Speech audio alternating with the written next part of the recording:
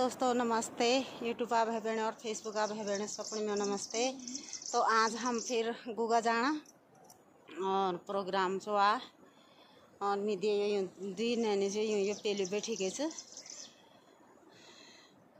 कहीं जाना को तुम आ जब बता दियो सपने हम आज वहाँ पत्रकार आना तो हम गाना सिखाने जाना थोड़ा प्रोग्राम तो वाजे के देखो तुम कि क्या हूँ और पूरा वीडियो देखा और लाइक कमेंट सब्सक्राइब कर दिया।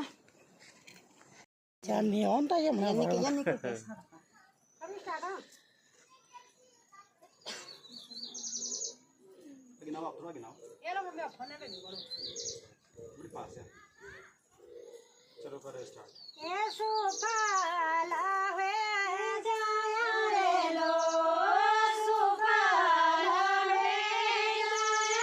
ये आना चाहिए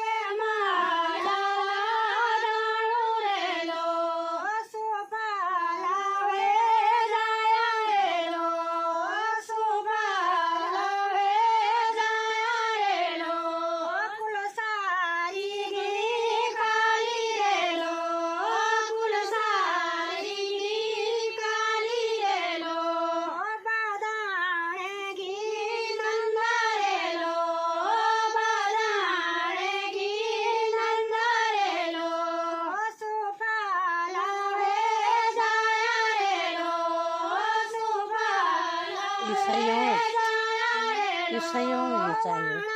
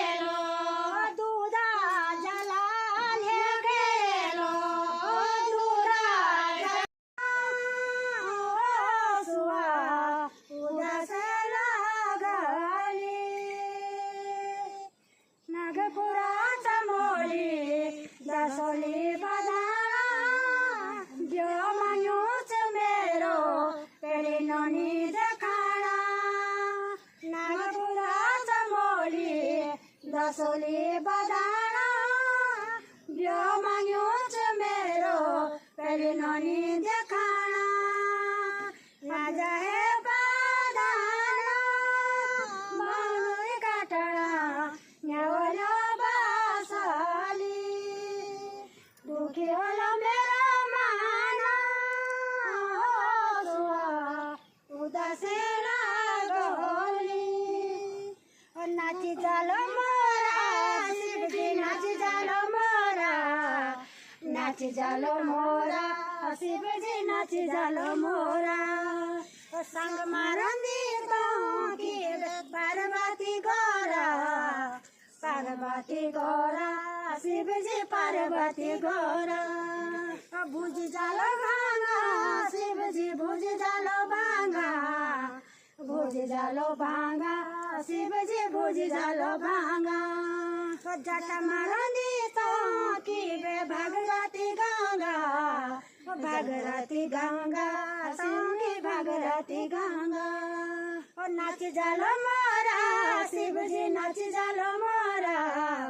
नाच जालो मोरा शिवजी नाच जालो